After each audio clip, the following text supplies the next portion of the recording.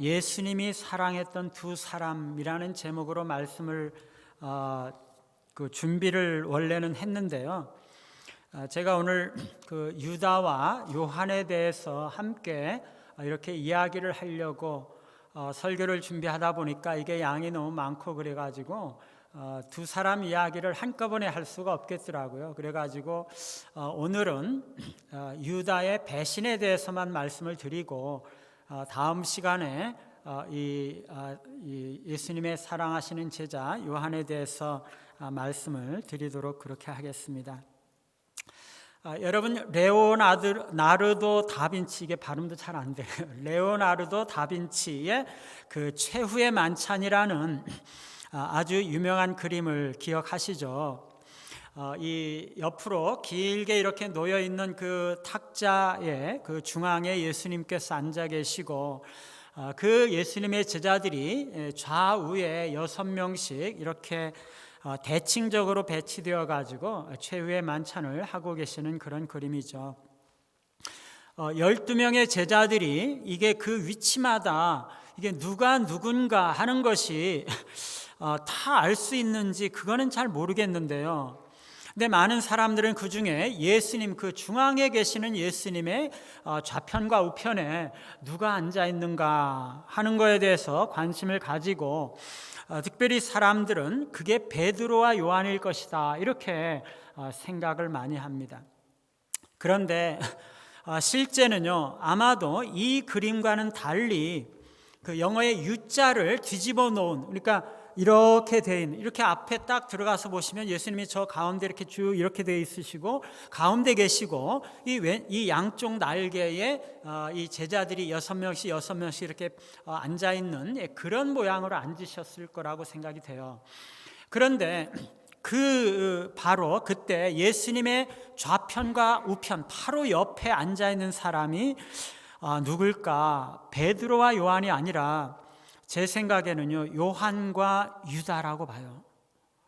예수님의 사랑하시는 제자인 요한은 그의 머리를 유대인들이 그 식사하는 그 포즈로 머리를 예수님의 이렇게 가슴에 거의 맞닿을 정도로 가까이 이렇게 있었고, 그 다음에 그 예수님을 중심으로 그 요한의 반대편에는 아마도 베드로가 아니라 유다가 있었을 것이다 이렇게 생각을 하는 거죠.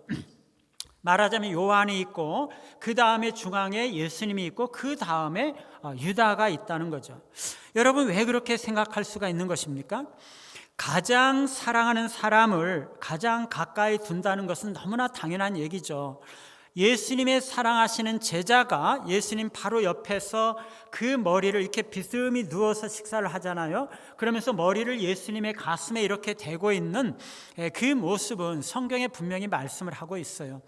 마찬가지로 유다도 예수님께 상당히 가까이 있었다는 것이 매우 타당성이 있다고 보는 거죠. 만약에 어떤 사람이요, 나의 돈주머니를 가지고 관리를 하고 있다 그러면 나는 그 사람을 아주 내 가까이 두지 않겠습니까? 내가 그 돈으로 무엇을 하라고 금방 시켜야 되기도 하고 돈주머니를 잘 관리하고 있는지 이렇게 수시로 들여다보기도 하고 그래야 되잖아요. 유다가 제자들의 무리 가운데 돈주머니를 가지고 있으면서 모든 재정을 관리하고 있다면 당연히 예수님께서도 그를 자신의 가까이 있기를 원하셨을 것이라고 생각이 되는 거죠.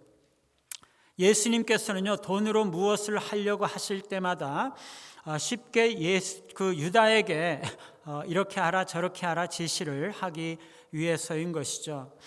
예수님께서 몸을 돌리셔가지고 유다에게 떡 조각을 주셨을 때 예수님은요, 그때 떡을 이렇게 초에 찍으셔가지고 일어나셔서 멀찍이 앉아있는 유다에게 걸어가셔서 그것을 주신 것이 아니라 그냥 몸을 돌려서 이렇게 주신 것이에요.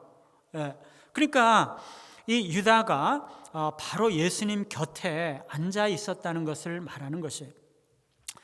여러분, 예수님의 가장 사랑하는 자인 요한과 예수님을 배반했던 유다는요, 예수님의 사랑을 가장 많이 받았던 자들이었고, 예수님께 가장 가까이 앉아 있었던 자들이었고, 예수님께서 가장 신뢰하고 신임을 하고 있는 그런 자들이었다는 것이에요. 두 사람 다 예수님에게는 너무나 사랑하는 자들이었고, 너무나 큰 신임과 특별한 명예를 가지고 있는 자들이었다는 것이에요. 그런데요, 이 두 사람은요, 똑같이 예수님의 사랑을 받았지만 그들의 운명은 엄청나게 달라졌다는 것이에요. 그들은요, 수년 동안 함께 지냈어요. 함께 전도하고, 함께 말씀으로 훈련받고, 함께 기적을 체험하고, 예수님과 함께 고생하고, 기뻐하고, 즐거워하고, 함께 기도하고 예배했어요. 그들은 함께 예수님을 따라서 지금까지 잘 달려왔던 거죠. 그런데 그 둘 중에 한 사람은요, 계속적으로 예수님께 가까이 나아가서 예수님의 품 속으로 달려갔고, 또 한 사람은 겉으로는 늘 예수님과 함께 있었지만 그의 내면으로는 예수님을 떠나고 무서운 지옥의 종말을 향해서 계속적으로 달려가고 있었던 거죠. 여러분, 이 두 사람이 왜 이렇게 차이가 있었던 거죠? 똑같이 예수님의 사랑을 받는 자들이었고, 똑같이 예수님의 좌우편에서 예수님과 아주 가까이 있었음에도 불구하고 왜 이 두 사람이 그 마지막 운명에 있어서 너무나 차이가 있느냐 하는 것입니다. 예수님과 가장 가까이 있었던 이 유다와 요한은요, 같은 사랑을 받았지만 그 사랑을 누림이 달랐다는 것이에요. 똑같은 사랑을 받았지만 사랑을 똑같이 누리지 못하고 똑같이 그들이 사랑을 하지는 못했다는 것이에요. 오늘 말씀에 보면 예수님께서 제자들의 발을 씻기시는 섬김의 본을 보이시고 나서 제자들 중에 하나가 예수님을 팔 것이라는 말씀을 예수님께서 하실 때 예수님은 그 마음이 너무나 괴로우셨다고 말씀하고 있어요. 예수님의 마음을 그렇게 고통스럽게 만들었던 것이 무엇 때문인가요? 자신을 팔 제자가 그렇게 오랫동안 예수님과 함께 있었고 예수님의 말씀을 들었고 예수님의 사랑을 받았으면서도 변화되지 않은 채 그냥 그대로 있었다는 것이에요.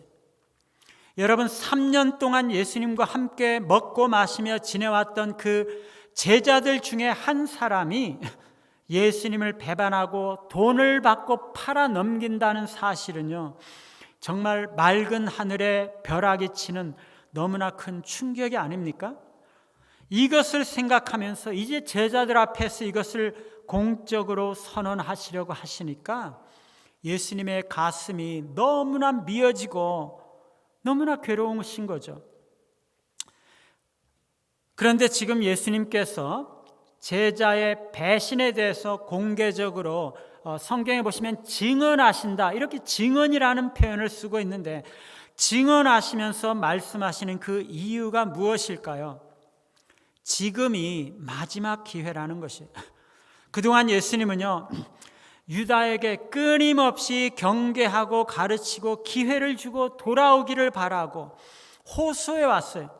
겉으로 볼 때는요, 유다가 다른 제자들과 다를 바가 아주 전혀 없이 잘 지내왔어요.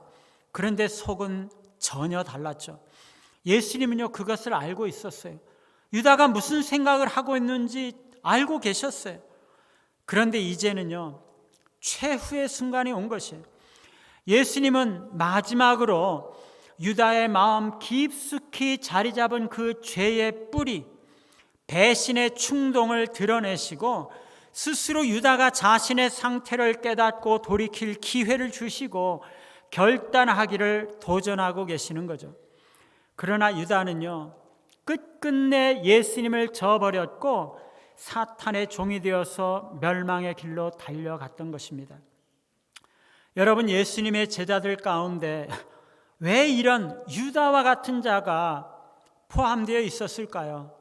예수님은 그가 예수님을 배신하고 팔아넘길 것을 알지 못하셨을까요?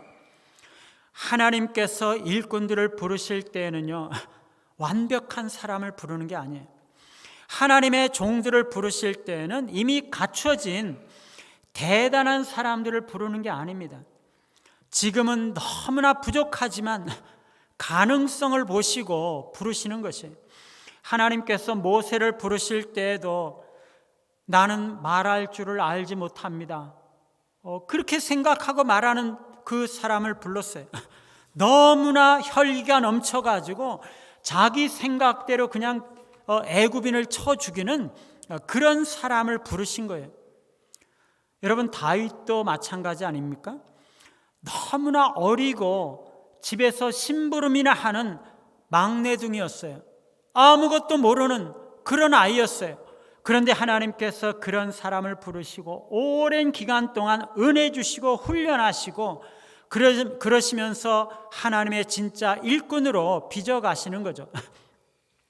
예수님께서 12제자들을 택하실 때에도요, 그들이 이미 뭔가를 가지고 있기 때문에 다 된 사람들이기 때문에 예수님께서 그들을 선택하신 것이 아니에요.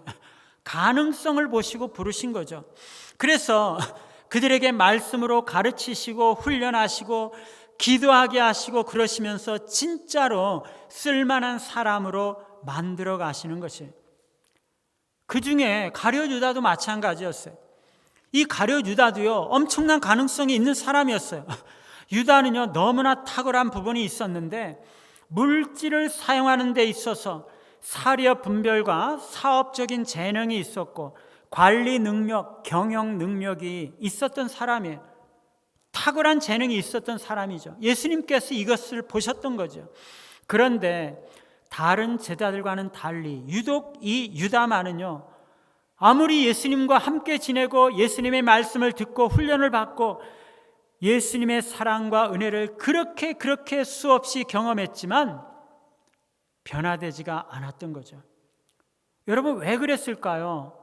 유다가 그렇게 많은 은혜를 받고도 변화되지 못했던 이유가 무엇이겠습니까?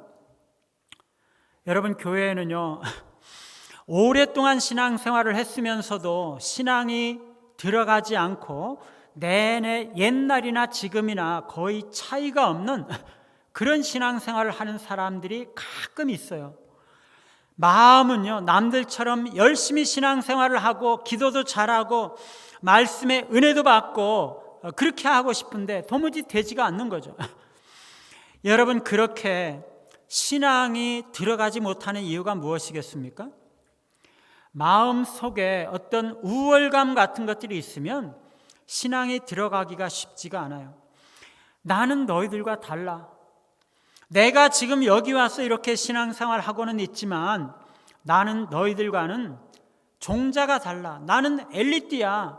나는 사회에서 한자리 했던 사람이야. 이런 생각을 가지고 있으면요, 사람이 변화되기가 쉽지가 않습니다. 여러분, 유다는요, 그 출신이 다른 제자들과는 굉장히 다른 부분이 있었어요.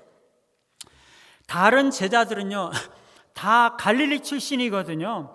그런데 혼자만, 이 유다 혼자만 유대 출신이거든요.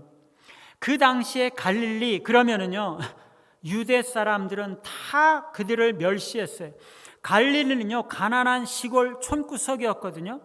교육도 못 받고 어부나 농부나 천박한 직업을 가지고 살면서 하나님의 은혜와 축복을 받지 못한 그런 가난한 사람들이라고 업신여김을 받았어요. 그래서 그들도 똑같은 유대인들이었는데요, 유대에 사는 유대인들은 갈릴리에 사는 유대인들을 유대인이라고 부르지 아니하고 꼭 갈릴리 사람이라고 불렀어요. 갈릴리 사람들. 이 갈릴리 사람들은요, 하나님의 축복과 은혜를 받지 못한 가난한 사람들이었고 교육도 제대로 받지 못한 아주 무식한 사람들이라고 생각했던 것이에요. 갈릴리에서는 선한 것이 나올 수가 없는 거였죠. 이 유다는요, 다른 제자들과 함께 예수님을 따라 다녔지만 마음에 그런 의식을 가지고 있었던 것이에요. 요즘 말로 치면은요, 다른 제자들은 다 중졸 고졸인데 자기는 대학원 졸업 그런 이 학위를 가지고 있는 셈이죠. 그러니 그 마음 속에 난 너희들과는 달라, 그런 마음이 있었던 것이죠. 지금까지 한 번도 제자들 앞에서 그런 내색을 해본 적은 없지만은요, 마음속에 있는 그 생각은 다른 제자들과는 달리 유다 자신에게 믿음이 자연스럽게 성장하도록 그냥 내버려 두지는 않았던 것이에요. 여러분, 우리가 신앙을 가지게 되고 은혜를 받게 되고 성장하게 되는 가장 기본적인 중요한 출발점이 무엇인지 아십니까? 내가 하나님 앞에 참으로 용서받아야 할 죄인이라는 것을 인정하는 것이에요. 내가 용서받아야 할 죄인이라는 것을 알아야, 그것을 인정해야 그때부터 신앙이 들어가기 시작하는 것이에요. 여러분, 유다의 근본적인 문제는요, 그것을 인정하지 못했다는 것이에요. 겉으로 볼 때는 이 유다가 다른 제자들과 전혀 다를 바가 없어요. 제자들과 함께 어울리는 것이나 이야기하는 것이나 함께 예수님을 따라가는 것이나 전도하는 것이나 예배 시간에 참여하는 것이나 기도하는 것이나 전혀 다를 바가 없었어요. 그런데 유다는요, 자신이 부족한 사람이라는 것을 결코 인정해 본 적이 없는 거죠. 내가 잘못되었다는 것을 결코 인정해 본 적이 없는 거예요. 그러니 말씀이 제대로 그 영혼 가운데 들어갈 수가 없는 거죠. 여러분, 믿음이라는 것은요, 자기를 믿는 것이 아니에요. 자기를 믿는 것은요, 신념이에요. 신념은 자기가 잘났다는 것을 믿고 자신의 능력을 믿고 자기를 믿는 거죠. 그러나 믿음은요, 내가 죄인이라는 것, 내가 아무것도 아니라는 것, 내가 너무나 부족하고 내가 잘못되어 있다는 것을 깨닫고 나를 부인하고 전적으로 주님의 은혜와 주님의 능력을 믿는 것입니다. 그런데 우월감 있는 사람들은요, 자기가 잘났다는 것을 믿고 내세울 만한 것이 있기 때문에 주님을 제대로 믿지를 못하는 것이에요. 말씀으로 자신의 영혼을 비추어 가지고 내가 부족하고 무능하구나, 그것을 깨닫지 못하면은요, 결국에 우리는 우리 자신을 믿고 살아갈 수밖에 없는 것이에요. 그리고 마음을 돈이나 다른 욕심이 지배하고 있을 때는 그 사람은 변하기가 너무나 어려운 것이에요. 그런 사람은요, 모든 가치를 물질, 즉 돈으로 따지기 때문입니다. 여러분, 많은 사람이 교회에 오래 다녀도 신앙이 성장하지 못하는 중요한 이유 중에 하나가 자기 안에 있는 그 욕심을 포기하지 못하기 때문이에요. 자기 안에는요, 여전히 세상 물질에 대한 욕심, 돈에 대한 욕심, 지위에 대한 욕심, 명예에 대한 욕심, 이런저런 욕심이 있으면서도 그것을 내려놓으려고 하지 않으면서 믿음만 가지기를 원하기 때문이에요. 여러분, 그런데 우리가 이것도 가지고 저것도 함께 가질 수가 있습니까? 그렇게는 안 되는 것이에요. 유다는요, 특별히 돈에 관한 욕심이 있었던 것이에요. 그래서 돈주머니를 맡아가지고 관리하면서 슬쩍슬쩍 그것을 자기 주머니에 집어넣기도 하고, 그렇게 재물을 쌓아놓기를 바라고 원하면서 지금까지 살아왔던 것이에요. 물론 재물을 소유한다는 것 자체가 나쁜 것은 아니지만 그것을 너무나 집착하기 때문에 신앙이 성장할 여유가 없는 것입니다.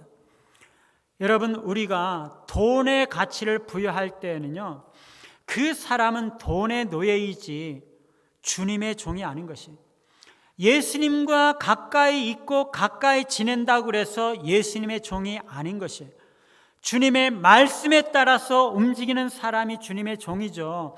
돈이 명령하는 대로 움직이고 돈의 이 명령에 따라서 살아가는 사람은 돈의 종이지 예수님의 종이 아닌 것이죠. 그런 사람은요, 신앙이 성장할 수가 없는 것이에요. 뿐만 아니라 어떤 선입견, 전제가 있는 사람은요, 변하기가 쉽지 않아요. 하나님에 대해서도 이미 이 사람은 자기 생각을 가지고 있어요. 신앙에 대해서도 교회에 대해서도 이미 자기 생각이 있어요. 그리스도에 대해서도 자신의 생각과 선입견을 가지고 있는 것이에요. 그리스도는 이런 사람이어야지 돼. 믿는 사람이란 이렇게 해야지 돼. 교회란 이렇게 해야 되는 거야. 메시아라는 것은 나라를 해방시켜주고 백성들을 잘 살게 해줘야지 되는 거지. 유다는요, 예수님을 만나기 이전부터 이미 메시아와 종교에 대해서 선입견을 가지고 있었어요. 그 당시에 많은 유대인들은요, 그리스도에 대한, 메시아에 대한 그들의 전제와 선입견이 있었기 때문에 예수님께서 이 땅에 오셔서 수많은 이적을 행하고 수많은 가르침을 베푸셨음에도 불구하고 예수님을 믿지 못했던 것이에요. 교회 다니면서도요, 이미 자기 생각을 가진 채 교회를 다니고 있는 사람은요, 신앙이 들어갈 틈이 없는 거예요. 모든 선입견을 버리고 말씀 그대로 믿어야지 신앙이 성장하기 시작하는 것입니다. 그런데 여러분, 우리 예수님은요, 그런 죄인들까지도 사랑하시는 분이세요. 우월감과 교만함을 가지고, 욕심을 가지고, 선입견과 전제를 가지고 예수님의 말씀을 받아들이지도 못하고 변화되지도 못하고 여전히 과거의 죄악된 삶에 머물러 있는 그 유다와 같은 사람들도 우리 예수님은 끝까지 사랑하시고 끝까지 기대하시고 말씀을 가르쳐 주시고 훈계하시고 경고하시면서 그들이 변화되기를 바라시고 소망하신다는 것입니다. 여러분, 오늘 예수님께서 이 유다에게 하고 있는 행동과 그 태도를 보시면은요, 너무나 인격적이시고 너무나 사랑이 넘치고 있어요. 예수님은요, 자신을 배반하고 팔아 넘기려고 하는 그 유다를 결코 원망하거나 미워하거나 욕을 하거나 그렇게 하지 않으세요. 유다 때문에 자기가 억울하게 붙잡혀가지고 죽게 되었다고 원망하지도 않으시고, 그까지 는 30에 자기를 팔아가지고 돈을 벌려고 했던 그 유다를 향해서 비난하지도 않으셨어요.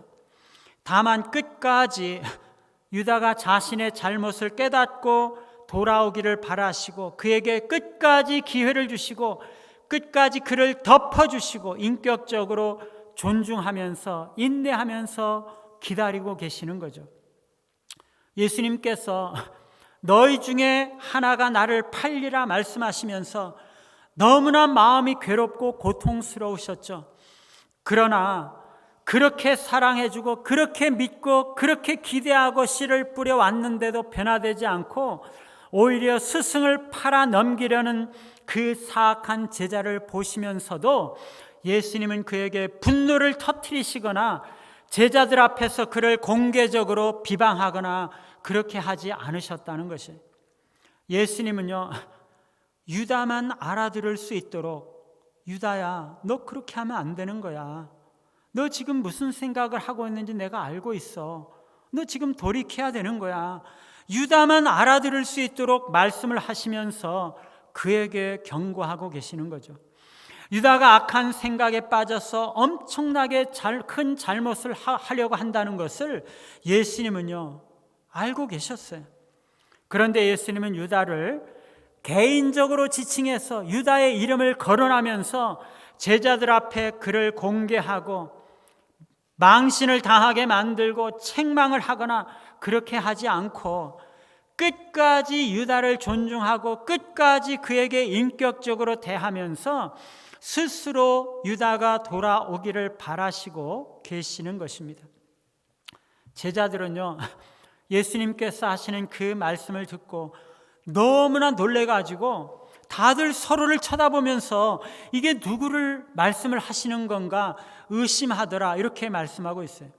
여기서 의심하더라 하는 말은요, 너무나 고통스럽고 놀라워가지고 어찌할 바를 모르고 철저하게 그냥 아연실색했다는 것을 말하는 것이에요.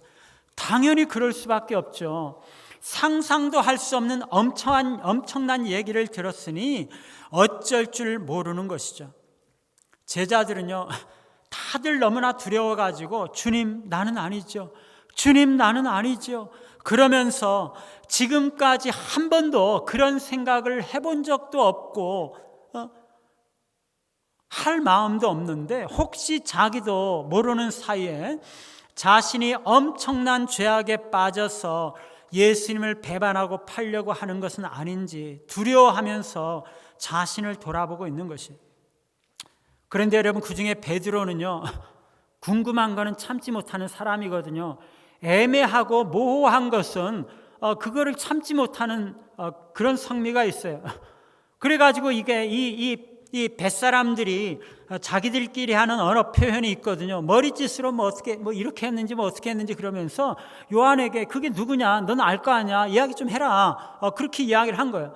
요한도 모르는 이야기거든요. 그래서 예수님께 그걸 물어봤어요. 그랬더니 예수님께서 대답하시는데, 내가 떡 한 조각을 적셔다 주는 자가 그니라.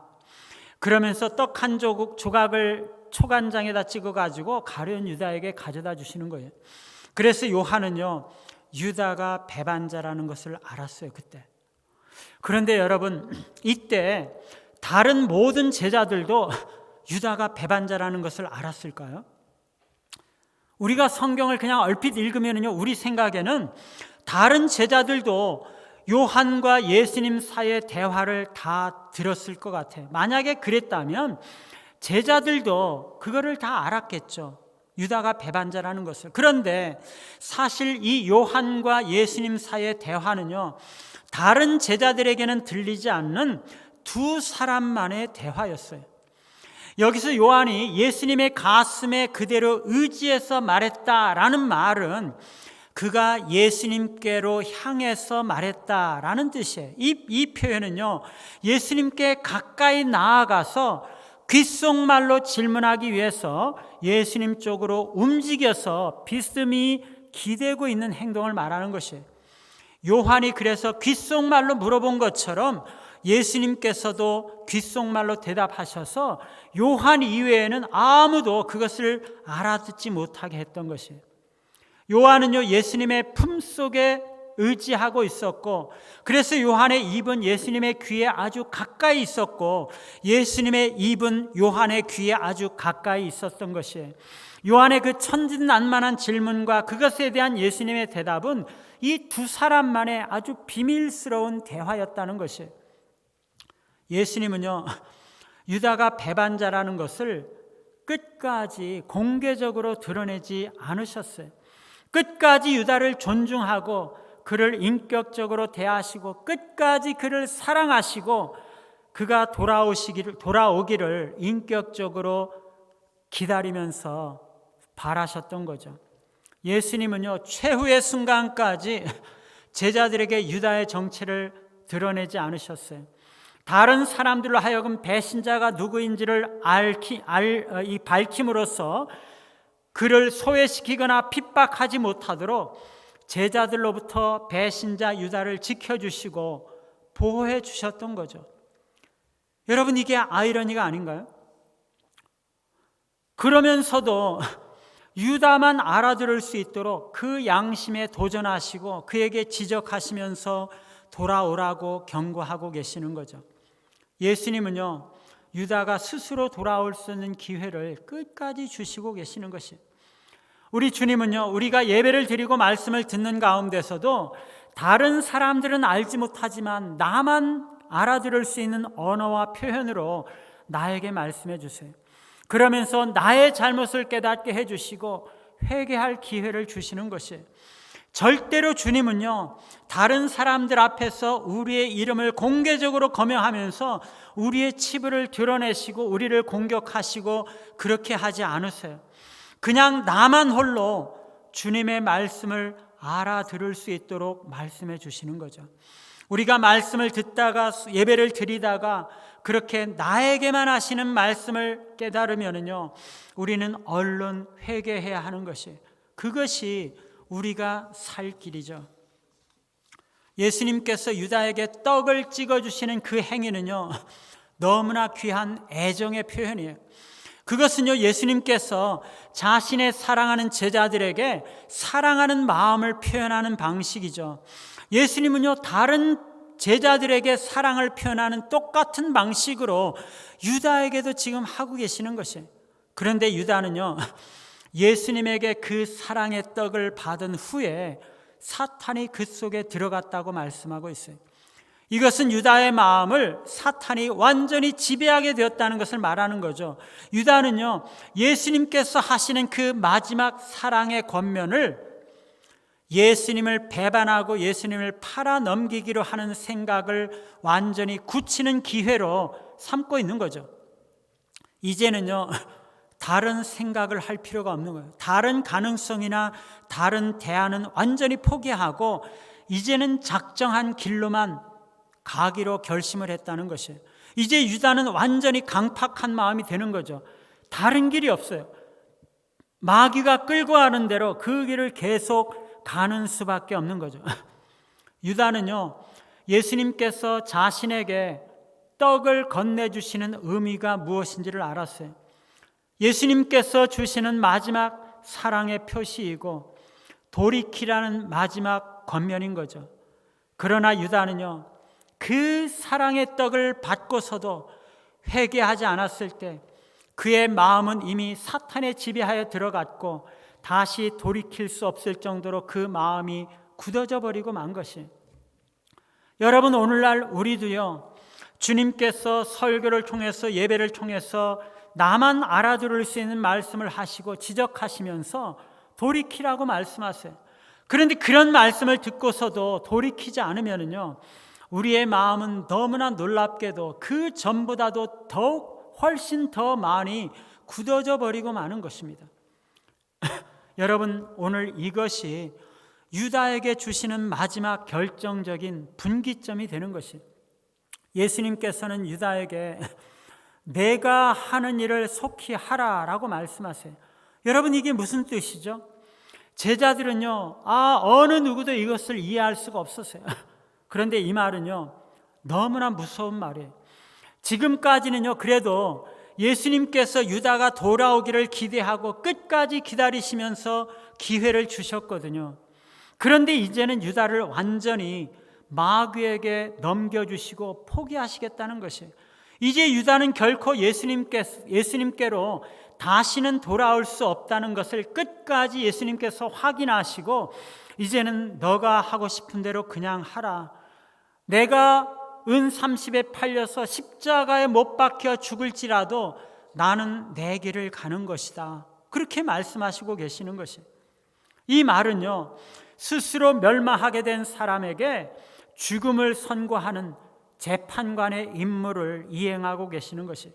이 말은 사실상 사탄에게 하는 말입니다. 주님은 이제 사탄이 마음 내키는 대로 이 유다에게 무엇이든지 악한 짓을 하고 싶은 대로 다 하라고 말씀하고 계시는 것이에요. 유다는요, 자신의 속마음이 발각되었다는 것을 알았어요. 이제 이것을 속히 시행하지 않으면 자신의 계획이 실패할지도 모른다는 두려움이 생겼어요. 그래서 제자들이 그것을 알게 되고 사람들이 알게 되고 그러면 자신의 계획이 실패할 수도 있기 때문에 이제 속히 자신의 계획을 이행해야 되는 것이에요. 그래서 그는 떡 한 조각을 받자 얼른 밖으로 나간 것이에요. 여러분, 유다는요, 끝까지 가면을 쓰고 있었어요. 끝까지 자신은 예수님의 참 제자인 것처럼 가장하고 있었죠. 복음서를 읽어보면요, 예수님께서 전도 사역을 하실 때 제자들 중에 많은 사람들이 물러가고 다시는 예수님과 함께 하지 않았더라라고 말씀하시는 부분이 있어요. 그런데 유다는요, 그런 순간에도 끝까지 예수님께 남아서 자신도 참된 제자인 양 양의 탈을 쓰고 있었던 거죠. 그리고 그는 가난한 자들에게 자신은 참된 관심을 가지고 있는 것처럼 가장을 했어요. 예수님께서 너희들 중에 하나가 나를 팔리라 말씀을 하실 때에도 유다는 다른 제자들처럼 아무렇지라도 않은 듯이 주님, 나는 아니지요, 나는 아니지요 그러면서 아주 천연덕스럽게 자신을 위장하면서 말했어요. 예수님께서 자신을 향해서 말하고 있다는 것을 알면서도 그렇게 가장했던 거죠. 예수님께서 떡 한 조각을 주실 때에도 그는 다른 제자들 앞에서 뻔뻔스럽게 자기도 똑같은 사랑받는 제자인 것처럼, 자기도 똑같이 예수님을 사랑하고 충성하는 제자인 것처럼 가장하면서 그 떡을 받아 먹은 거죠. 그리고 그러한 예수님의 사랑을 받고 있다는 것을 사람들이 다 보고 인정하고 자신의 정체가 발각되지 않았다는 것을, 드러나지 않았다는, 제자들에게 알려지지 않았다는 것을 확인하고 나서는 즉시 밖으로 나가서 예수님을 체포하는 시간과 장소를 당국자들과 협의하고 자신의 계획을 이행하는 거죠. 지금이 그 기회고 지금뿐이 그 기회라는 것이, 다음에는 결코 그러한 기회가 없다는 사실을 유다는 직감했던 거죠.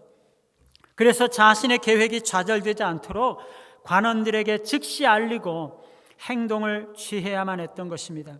유다가 예수님과 제자들이 있었던 그 방을 떠났던 때는 밤이었다고 말씀하고 있어요. 그것은 영원한 밤이었죠. 다시 아침이 돌아올 수 없는 영원한 밤이었어요. 유다의 마음도 영원한 밤이었고, 그는 영원한 밤으로 들어가서는 결코 아침과 빛으로 돌아오지 못했던 것이죠.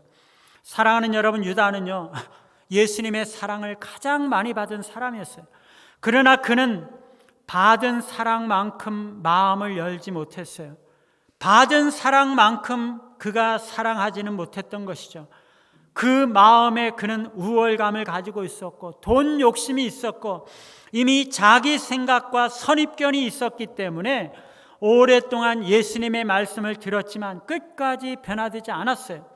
그는 자신이 죄인이라거나 자신이 부족하다거나 아니면 내가 혹시 잘못될 수도 있다라는 사실을 인정하지 못했고, 그렇게 오랫동안 예수님을 따라다녔지만 결국에 믿음의 길을 시작하지 못했던 거죠. 그런데 예수님은요, 끝까지 그를 사랑하시고 그를 존중해 주시면서 인격적으로 대하시면서 그가 돌아오기를 기대하시고 바라셨던 거죠. 그러나 유다는요, 그 예수님의 사랑을 확인하면서도 마음을 닫고 자기 생각을 따라 자기 길로 걸어갔던 것입니다. 예수님께서 부르시고 권면하시는 말씀을 거부하고 마음을 닫아버릴 때 결코 돌이킬 수 없을 만큼 마음이 굳어져 버리고 마는 거죠. 사랑하는 여러분, 우리는요, 우리의 가면들을 다 벗어야 돼요. 우리가 너무나 부족하고 연약하다는 것을 솔직하게 들여다보고 인정해야 됩니다. 그렇게 하지 않으면요, 우리는 스스로 자기를 믿고 살아가는 그런 사람들이 될 뿐이지 예수님을 믿는 진정한 제자는 아닌 거죠. 우리는요, 우리 자신을 내려놓고 예수님을 믿고 예수님의 능력과 도움을 의지하면서 살아가야 하는 것이에요. 우리를 향하신 예수님의 변함없는 사랑을 깨닫고 그 사랑을 받아들이시고 그 사랑을 누리시면서 그 사랑을 똑같이 예수님과 다른 사람들에게 전하면서 살아가시는 우리 모두가 되시기를 간절히 바랍니다.